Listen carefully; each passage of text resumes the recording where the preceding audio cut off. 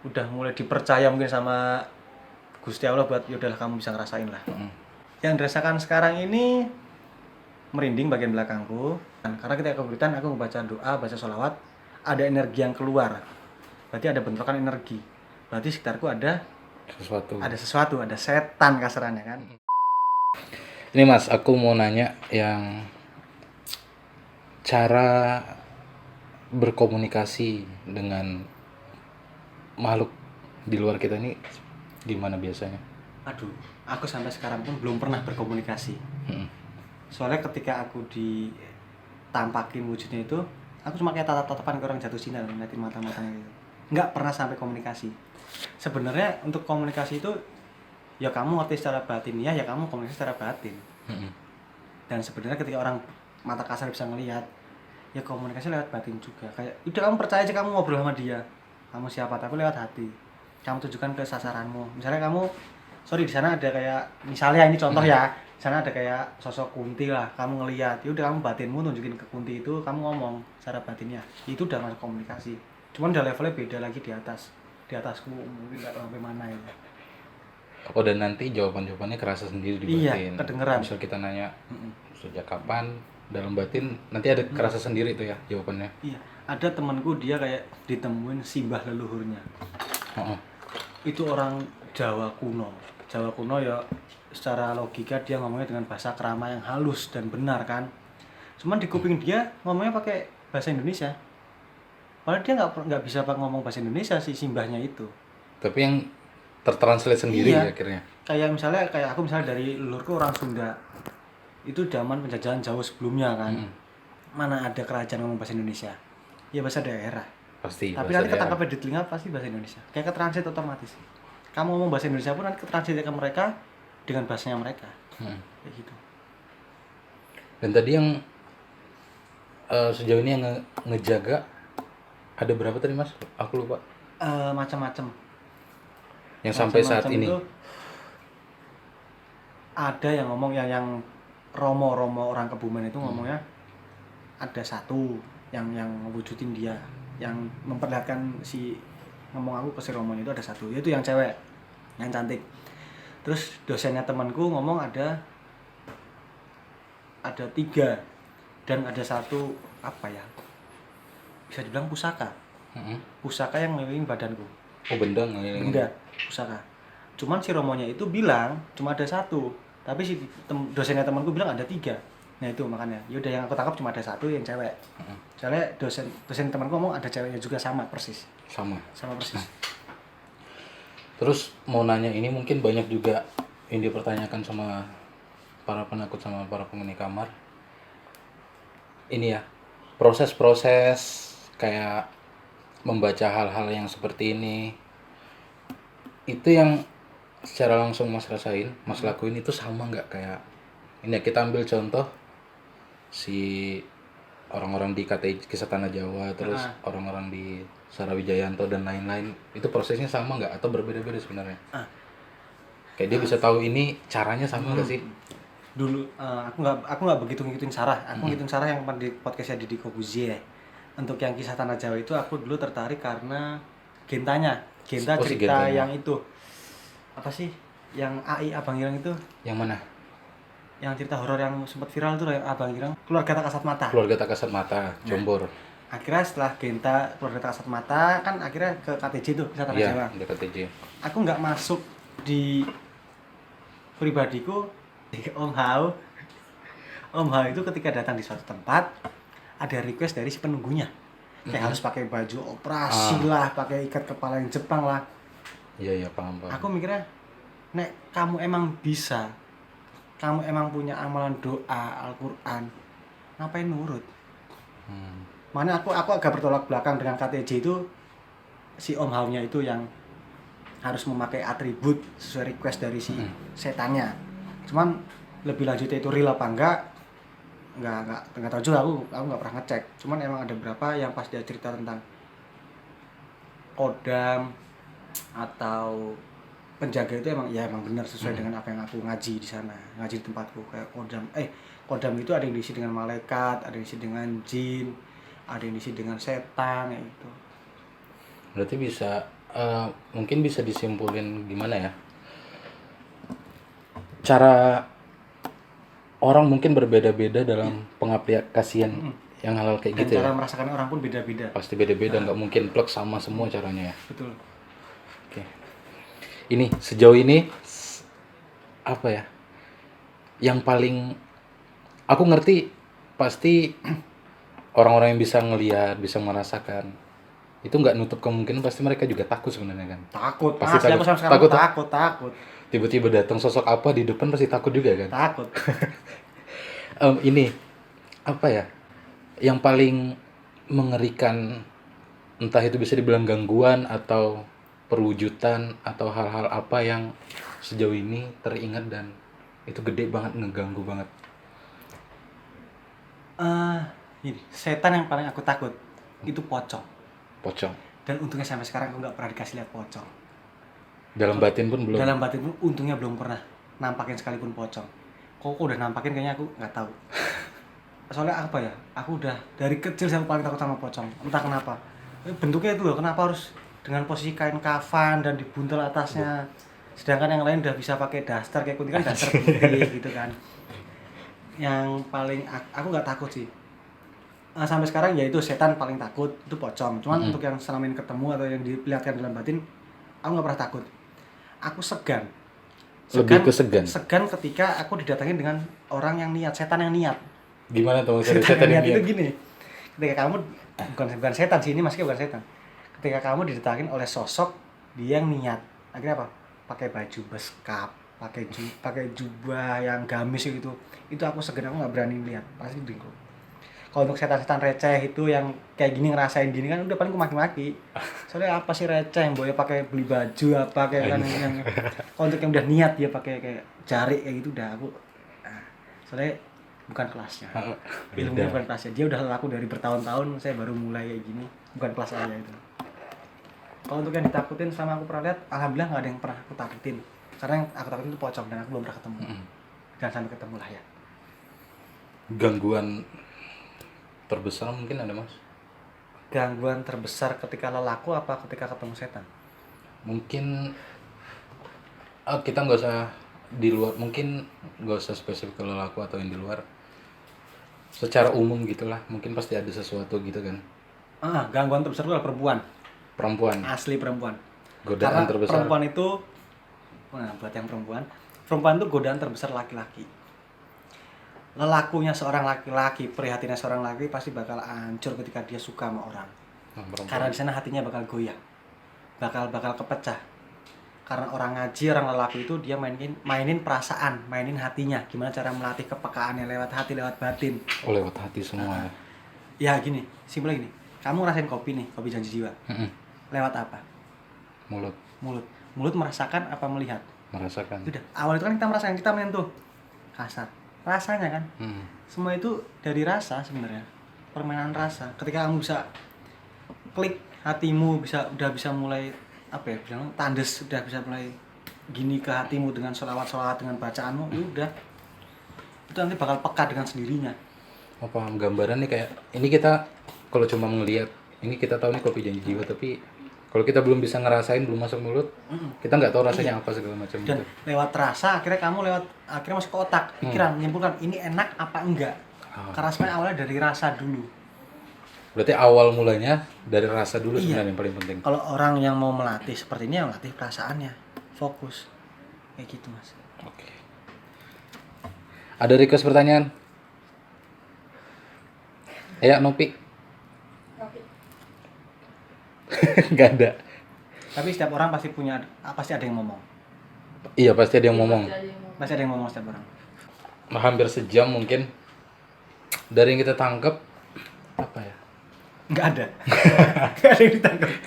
Nggak.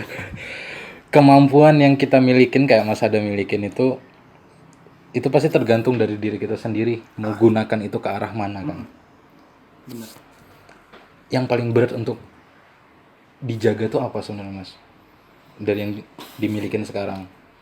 Yang paling berat dijaga itu satu emosi. Kedua ya emosi sama nafsu sama sih. Iya, emosi dan nafsu. Soalnya ketika kamu emosi, apa yang kamu lihat nanti akan tercampur dengan emosimu. dan jawabannya pun nanti akan 50-50 kebenarannya. Nafsu, ketika aku lelaku kayak gini, karena basic yang aku lakuin itu ngaji dari Al-Quran, mungkin dari sholawatan. Ya mana ada orang kiai tahu mesum growol punyanya cewek kayak gitu, growol lagi apa ya, ya intinya mesum minum, ilmunya bakal hilang. Mana yang aku jaga selama ini pun aku nggak mau lagi, aku nggak mau minuman lagi, aku nggak mau pakai lagi, karena aku ingat gini mas, aku mikir aku udah 1 tahun lebih, hampir 1,5 tahun lelaku kayak gini. Setiap malam aku posisi capek, posisi apapun, secapek-capeknya badan tetap sholat malam, tetap wiridan malam. Pernah yang aku buat di Twitter status, nggak tahu ya nonton tweetku apa enggak, yang aku tabrak orang dari belakang. Tabrak orang. Itu aku pulang mujadah jam 11, aku pamit duluan, aku di lampu merah pingit ke utara lagi, itu lampu merah apa yang pertama itu, di lampu merah situ aku ngejar lampu merah, set, akhirnya aku berhenti mendadak karena lampunya udah merah, nggak hijau lagi. Dari belakang set, dia aku pental 3 meter, rusukku bengkak, tapi untungnya nggak ada lecet di badan. Di dalam tapi. Iya mas, rusukku bengkak sebulan, aku kayak gini nyesek terus. Akhirnya posisi kan jam 11, 1 jam lagi aku sholat kan. Aku mikir gini, aku ngomong ke temanku, aku tak libur sehari lah ya, libur semalam dulu ya. Loro ya, sakit ya. Ya emang gak ada luka baret ya, cuman di dalam ini sumpah, di hati ini, di rusuk ini Kerasa bengkak, banget. bengkak, bener-bener bengkak sini. Akhirnya aku paksain sholat, walaupun dengan posisi miring, enakin badan yang sakit gua. Aku ingat itu setiap aku ngantuk, aku mau nggak sholat, aku posisi sakit, aku masih bisa sholat. Ini cuma lawan ngantuk kok maksudnya kalah. Dan ada sih motivasi dari masku yang dosen kalian itu dalam bahasa Jawa ya. Jarene meh dadi wong kacek, gini ngono kuwi leren, dadi wong biasa wae. Ayo udah. Akhirnya setiap motivasi lemah, setiap males, aku ingat tuh. Ayo, banyak yang harus kujaga dari diriku sendiri, orang tua sama sekitar. Dari hampir satu tahun lebih udah jalanin itu sholat malam terus, selawat ribuan, wirid segala macam. Kembali ke mas, kalau ngulangin lagi apa yang di masa lalu langsung hilang semua. Iya, pasti hilang. Karena itu basicnya dari apa ya? Ya Al-Qur'an, dari Gusti Allah, karena Allah melarang perbuatan itu. Ya udah, kamu harus berhenti ketika kamu lakukan yang apa yang dilarang. Ya udah, apa yang dikasih oleh Allah, ya udah tarik lagi. Nah, itu tadi kan amanah dipercaya kamu buat seperti itu. Itu dia. Ada yang mau diceritakan lagi nggak mas? Kira-kira mumpung. Ceritanya sih itu yang dari segi agama ya, belum yang setan-setannya. Nah, setan-setannya. Ini yang dari segi ngajinya loh. Iya, dari tadi kita cerita itu dari segi ngaji-ngajinya segala macam, belum yang demit-demitnya semua. Paling tadi cuma nyolek-nyolek yang ada di sini doang gitu tadi. Belum gitu. kan aku magerin rumah. Bukan aku magerin, aku ngebantu guruku magerin rumah. Aku narik santet orang ke badanku mindahin, nah belum ku ceritain. Oh, itu udah sampai tahap ke situ. Alhamdulillah udah. Alhamdulillah udah. Waktu apa ya? Dalam waktu 1 tahun itu termasuk cepat gak sih?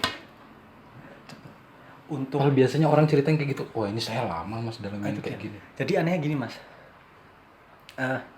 mungkin orang lelaku yang udah bertahun-tahun iri ngelihat aku dan teman-temanku kok bisa secepat ini. Cuman bagi aku dan teman-temanku lama dan itu udah berat. Rasanya lama banget dan berat banget udah. Karena yang ngebedain tuh ini mas, siapa gurumu. Aku sama Mas Bobi dikasih amalan yang sama, mungkin sholawat yang sama, cuma dengan guru yang berbeda. Itu hasilnya pun akan berbeda. Tergantung dari makom yang ngasih ilmunya siapa, yang ngasih ijazahnya siapa. Kayak gitu. Karena guru itu kan ada makomnya, ada silsilahnya, ada gurunya juga, guru punya guru pasti. Nah itu dilihat dari situ juga. Hasilnya akan seperti apa nanti murid-muridnya. Seperti itu. Dan ini rahasia, bukan rahasia sih. Ini buat semua orang aja yang nonton YouTube-nya, mungkin aku pede banget ngasih. Justru kiai atau orang yang pintar mendalami batinnya dan rohani itu justru orang yang nggak kelihatan, justru orang yang nggak naik panggung. semakin kamu sakti, semakin kamu tinggi, justru orang itu akan ngumpet karena nggak mau dikenalin orang. Jadi Rahasianya ketika tuh. guruku sakti ampuh, satu Jawa Barat langsung mah nggak ampuh, nggak sakti. Yo sakti cuman biasa. Justru yang kita nggak tahu nih sebenarnya Iya. keberadaannya itu malah yang kayak gitu ya. Iya. Dia pasti bakal ngumpet. Sekelasnya waliullah. Itu ada yang nyamar jadi orang gila, ada yang nyamar jadi tukang jahit, ada yang nyamar jadi pemulung. Karena Allah saking sayangnya dengan pacarnya kekasihnya, ya dia tutupin.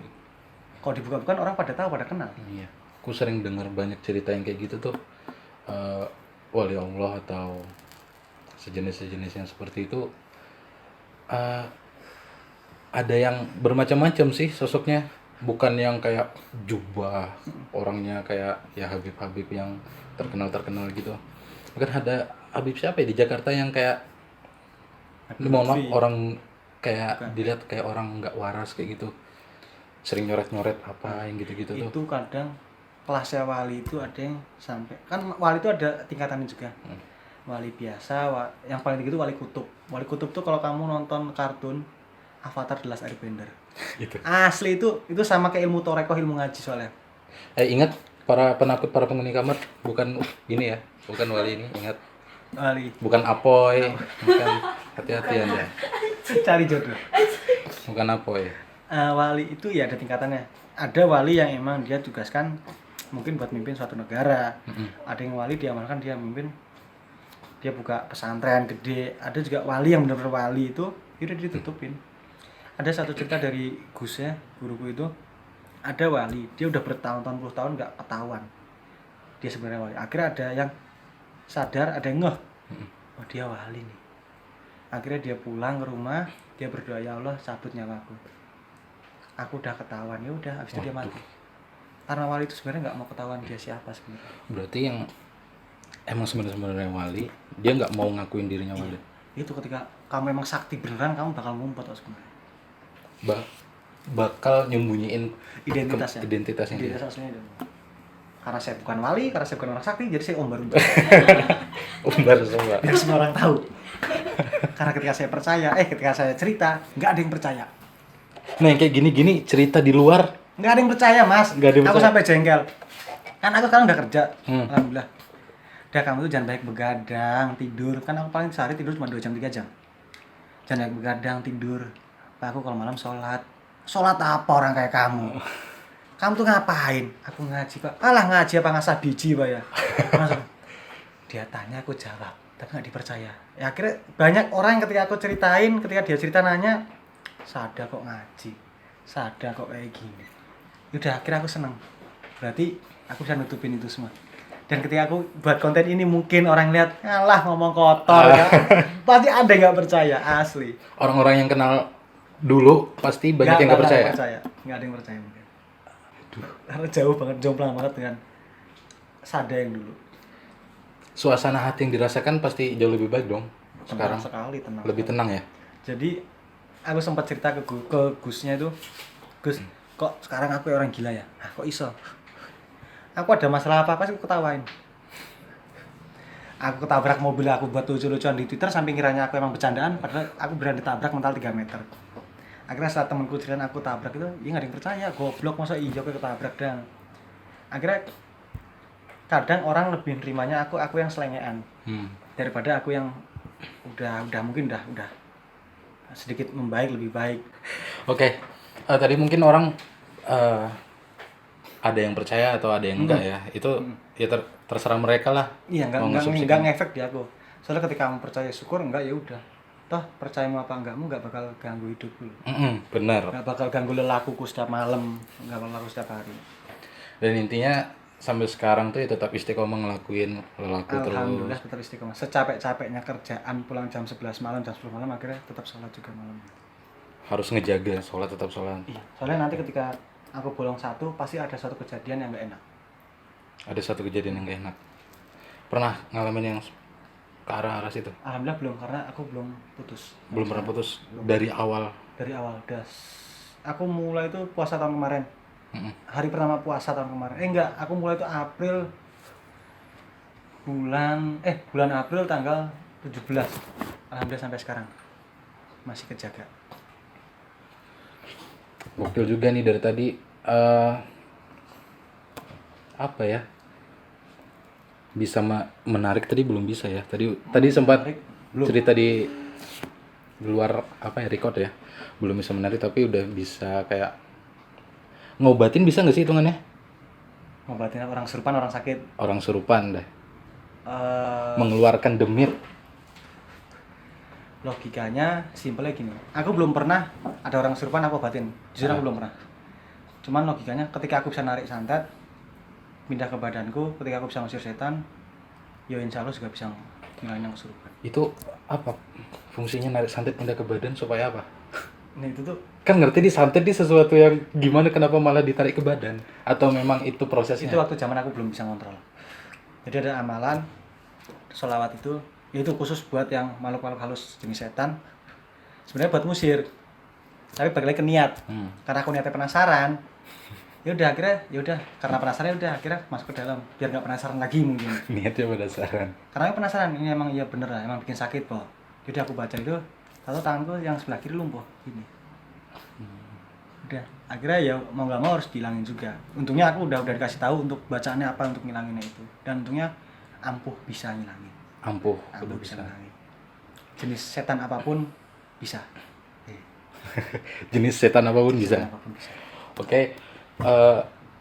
Yang penting dari semuanya tadi, dari amalan-amalan atau sesuatu yang dia punya sekarang, kuncinya adalah tetap istiqomah, mungkin menjalanin tidak terhalang godaan, tidak terganggu segala macam, ya tetap lakoni lah, tetap ngejalanin terus gitu intinya ya. Pilihan sih sebenarnya. Ketika kamu emang mau jadi, ya aku mau jadi seorang santri, ya udah emang benar jadi santri, enggak yang di luar di dalam santri di luar yang minum-minum, enggak bakal jadi ilmunya.